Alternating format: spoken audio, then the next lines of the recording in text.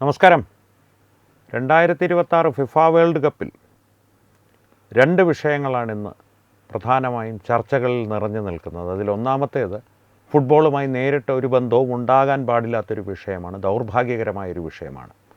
പ്രേക്ഷകർക്കെല്ലാം ഓർമ്മയുണ്ടാകും, ഇക്കഴിഞ്ഞ ദിവസങ്ങളിൽ നടന്നൊരു മത്സരങ്ങളിൽ അമേരിക്കയുടെ ഫോർവേഡ് സ്ട്രൈക്കറായിട്ടുള്ള ബലോഗനെ, US ടീമിൻ്റെ സ്ട്രൈക്കറാണ് ഫ്ലൊറൈൻ ബലോഗൻ, പിന്നെ റെഡ് കാർഡ്, ചുവപ്പ് കാർഡ് ലഭിച്ചിരുന്നു. ആ ചുവപ്പ് കാർഡ് ഇപ്പോൾ പിൻവലിക്കപ്പെട്ടിരിക്കുകയാണ്. ആ ചുവപ്പ് കാർഡ് കാണിച്ച റഫറിയുടെ നടപടി തൽക്കാലത്തേക്ക് ഫിഫ സസ്പെൻഡ് ചെയ്തിരിക്കുകയാണ്. അതേ തുടർന്ന് അമേരിക്കയുടെ രാഷ്ട്രപതി ഡൊണാൾഡ് ട്രംപ് ഇപ്പോൾ രംഗത്തെത്തിയിരിക്കുന്നത്, അദ്ദേഹം ഫിഫയുടെ പ്രസിഡൻറ്റ് ജിയാനി ഇൻഫാൻറ്റിനോയുമായി സംസാരിച്ചു. ആ റഫറിയുടെ നടപടി തെറ്റാണെന്നാണ് തനിക്ക് തോന്നുന്നത്, അതുകൊണ്ട് തന്നെ അത് പുനഃപരിശോധിക്കണമെന്ന് താൻ ആവശ്യപ്പെടുകയും, ഈ ജിയാനി ഇൻഫാൻറ്റിനോ വളരെ നല്ലൊരു മനുഷ്യനാണ്, വളരെ ഫെൻറ്റാസ്റ്റിക് ആയിട്ടുള്ളൊരു മനുഷ്യനാണ് എന്നുള്ള രീതിയിൽ അദ്ദേഹം അഭിപ്രായ പ്രകടനം നടത്തുകയും ചെയ്തു. അതിനു മുൻപ് തന്നെ ഫിഫ ആ റഫറിയുടെ നടപടി റദ്ദ് ചെയ്തിരുന്നു. ഇപ്പോൾ ഉള്ളൊരു പ്രശ്നം എന്ന് പറഞ്ഞാൽ USA ഇന്ന് ബെൽജിയത്തെ നേരിടുകയാണ്. അപ്പോൾ ആ മത്സരത്തിൽ ബലോഗന് കളിക്കുവാൻ സാധിക്കുമോ എന്ന് ചോദിച്ചാൽ കളിക്കുവാൻ സാധിക്കും ഇപ്പോഴത്തെ തീരുമാനമനുസരിച്ച്. ഞാൻ ആദ്യമേ തുടക്കത്തിൽ തന്നെ പറഞ്ഞതുപോലെ ഈ ഒരു നടപടി ഫുട്ബോളിൻ്റെ കാര്യം സംബന്ധിച്ചുണ്ടാകുവാൻ പാടില്ലായിരുന്നു എന്ന് പറഞ്ഞതിൻ്റെ കാരണം, റഫറിയുടെ തീരുമാനം തെറ്റായിക്കോട്ടെ ശരിയായിക്കോട്ടെ, അതിനെ വ്യക്തിഗത ടീമുകളും അല്ലെങ്കിൽ അവരുടെ കോച്ചോ മാനേജ്മെൻറ്റും ഒക്കെയാണ് എതിർക്കേണ്ടതും അതിനെ സംബന്ധിച്ച് പരാതികളും അപ്പീലുകളും നൽകേണ്ടത്. ഒരു രാഷ്ട്രത്തലവൻ നേരിട്ട് ആ രാജ്യത്ത് ഇത്തരത്തിലൊരു മത്സരം, വലിയൊരു കായിക മാമാങ്കം നടക്കുമ്പോൾ ആ മത്സരത്തിൻ്റെ തലപ്പത്തിരിക്കുന്ന അല്ലെങ്കിൽ ആ മത്സരം സംഘടിപ്പിക്കുന്ന സംഘടനയുടെ തലപ്പത്തിരിക്കുന്നയാളെ നേരിട്ട് ബന്ധപ്പെട്ട് സ്വന്തം രാജ്യത്തിലെ ഒരു കളിക്കാരന് വേണ്ടി വാദിക്കുക എന്ന് പറഞ്ഞാൽ അത് അനുവദനീയമായൊരു കാര്യമായിട്ട് എനിക്ക് തോന്നുന്നില്ല, ആശാസ്യകരമായിട്ടുള്ളൊരു കാര്യമായിട്ട് എനിക്ക് തോന്നുന്നില്ല. കാരണം ഫുട്ബോളിൻ്റെ ചരിത്രം തന്നെ എടുത്തു കഴിഞ്ഞാൽ ഫുട്ബോളിൽ നിരവധി വിവാദങ്ങൾ ഉണ്ടായിട്ടുണ്ട്. ഡിയാഗോ മറഡോണയുടെ ദൈവത്തിൻ്റെ കൈ കൊണ്ടുള്ള ഗോൾ തുടങ്ങി പല വിവാദങ്ങൾ. നമ്മുടെ ഭാരതം ഫുട്ബോളിൽ അത്ര ഭാഗഭാക്കാകുന്നില്ല എന്നുള്ളത് കൊണ്ട് പലർക്കും അത് അജ്ഞാതമായിരിക്കാം. പക്ഷേ കേരളത്തെ സംബന്ധിച്ചത് അത്ര അജ്ഞാതമായ വിവരങ്ങളല്ല, അല്ലെങ്കിൽ പുതിയ വിവരങ്ങളല്ല. കാരണം കേരളം എന്നും ഫുട്ബോളിനെ സ്നേഹിച്ചിട്ടുള്ളൊരു സംസ്ഥാനമാണ്. ബ്രസീലും അർജൻറ്റീനയും കേരളത്തിൻ്റെ സ്വന്തം ടീമുകളാണ് എന്നുള്ള തരത്തിലാണ് കേരളത്തിലെ ആരാധകർ പെരുമാറുന്നത്. നല്ല കാര്യമാണ്. കായിക വിനോദത്വങ്ങളോടുള്ള താല്പര്യം വളരെ നല്ല കാര്യമാണ്. ആ നല്ല കാര്യങ്ങളെല്ലാം നിലനിൽക്കുന്നൊരു കായിക മത്സരത്തിൽ രാഷ്ട്രത്തലവന്മാർ നേരിട്ട് ഇടപെടുക, അതും അവരുടെ രാജ്യത്ത് ഈ കായിക മാമാങ്കം നടക്കുമ്പോൾ ഇടപെടുക എന്നുള്ളത് ആശാസ്യകരമായൊരു പ്രവൃത്തിയല്ല. അത് അതിൻ്റെ ധാർമ്മിക വശം. ഇപ്പോൾ ഈ ട്രംപിൻ്റെ ഇടപെടലുണ്ടായി എന്നുള്ളതിനപ്പുറം ഫിഫ ഈ റഫറിയുടെ തീരുമാനം പുനഃപരിശോധിച്ചതിനെ തുടർന്ന് 10ഓളം അപ്പീലുകളാണ് ഇതുവരെ ഫിഫയ്ക്ക് മുൻപിലെത്തിയത്. ഇതുപോലെ ഉള്ള റഫറിമാരുടെ തീരുമാനങ്ങളെല്ലാം പുനഃപരിശോധിക്കണം, ഒപ്പം ബലോഗന് ചുവപ്പ് കാർഡ് കാണിച്ച റഫറിയുടെ നടപടികൾ എല്ലാം പരിശോധിക്കണം തുടങ്ങിയ നിരവധി അപ്പീലുകളാണ് ഫിഫയുടെ മുമ്പിലെത്തിയിരിക്കുന്നത്. അടിസ്ഥാനപരമായി ജിയാനി ഇൻഫാൻറ്റിനോ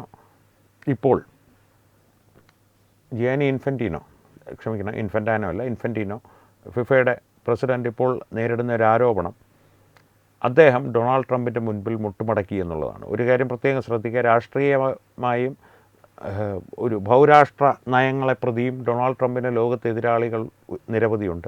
ലോകത്ത് മാത്രമല്ല, അമേരിക്കയ്ക്കുള്ളിൽ തന്നെ അദ്ദേഹത്തിന് എതിരാളികൾ നിരവധിയുണ്ട്. അവരിതിനെ ഒരു ആയുധമാക്കി മാറ്റി അടിസ്ഥാനപരമായിട്ട് ഫിഫ 2026 വേൾഡ് കപ്പ് പൂർണ്ണമായും ഒരു രാഷ്ട്രീയ മാനം കൈക്കൊണ്ടിരിക്കുകയാണ്, ഒരു കായിക മാമാങ്കം എന്നുള്ളതിനപ്പുറത്ത്.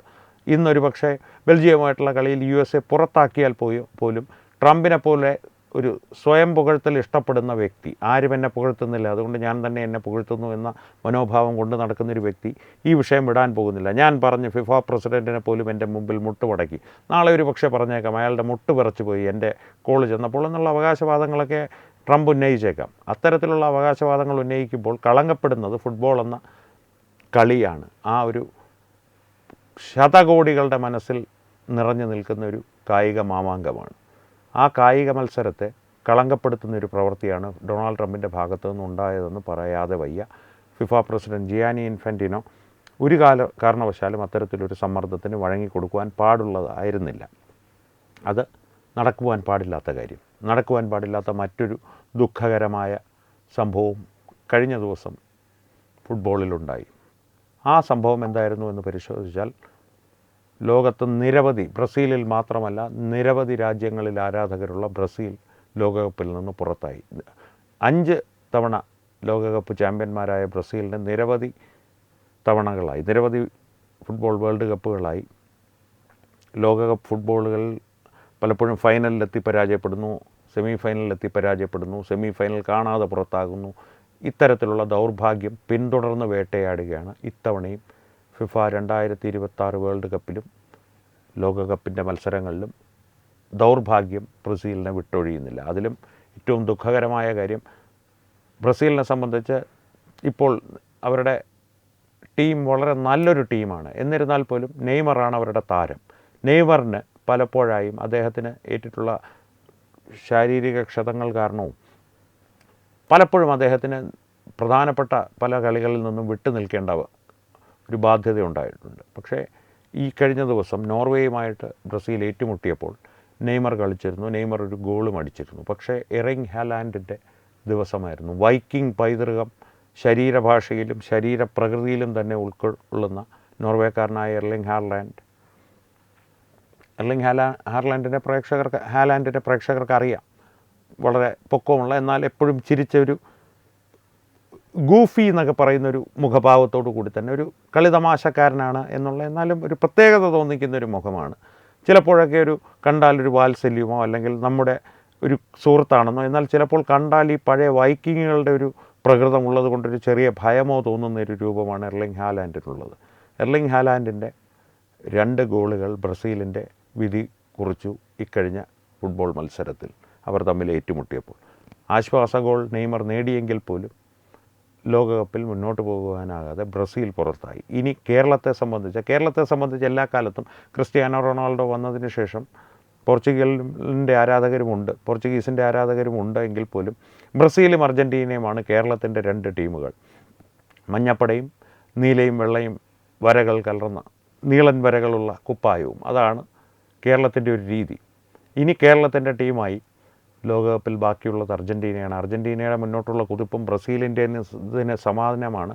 തന്നെയുമല്ല, ഇത്തവണ ജപ്പാൻ പുറത്തായെങ്കിൽ പോലും ജപ്പാനെപ്പോലെ ഫുട്ബോളിനെ സംബന്ധിച്ച് നോക്കുമ്പോൾ താരതമ്യേന അത്ര ശക്തരല്ലാത്ത രാജ്യങ്ങൾ ഇത്തവണ ഞെട്ടിക്കുന്ന പ്രകടനമാണ് ലോകകപ്പിൽ ആകമാനം കാഴ്ചവെക്കുന്നത്. എന്തൊക്കെ പറഞ്ഞാലും ഈ ട്രംപിനെ പോലുള്ളവരുടെ ഇടപെടലുകളും എല്ലാം അതിനെ കളങ്കപ്പെടുത്തുന്ന ചില കാര്യങ്ങൾ നടന്നിട്ടുണ്ടെങ്കിലും സാഹചര്യങ്ങൾ ഉണ്ടായിട്ടുണ്ടെങ്കിലും അതിനുമപ്പുറത്തേക്ക് ആവേശകരമായിട്ടുള്ള കളികളാണ് പലതും നടന്നിരുന്നത്. ജപ്പാനും ബ്രസീലുമായിട്ടുള്ള കളി കണ്ടിട്ടുള്ളവർക്കറിയാം.